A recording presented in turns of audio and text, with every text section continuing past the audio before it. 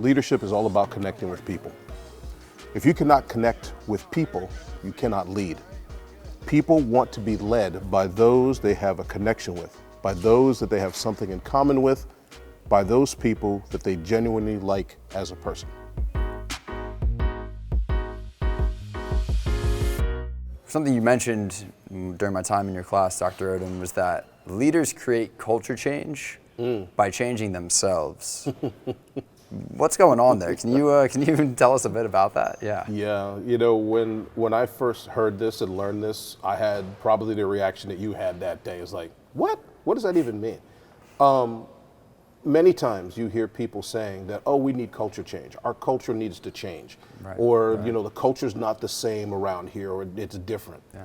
Well, that's code for there needs to be leadership change. I don't mean that we need to get rid of people, bring in new leaders, what have you. It means the fact that most leaders do not realize that they create the culture. They create the culture of the organization. Yeah. You think about a family-run business, the founder and the family, it's the values, the morals, the visions, the goals of the family that drive the culture. As leaders turn over, their decisions, their aspirations, they create the culture. So the culture will change as leadership changes. So if you get to a place, or if an organization gets to a place where they're saying that our culture is very different from where we started, I think you could look back and see how many leadership changes have there been. And if you're in a place where all of a sudden now the culture does not fit where the organization should be or where people feel the organization should be going, the outcry will be for, we need some type of culture change. And that should be a cue to those leaders, also known as people in leadership roles who actually have leadership skills.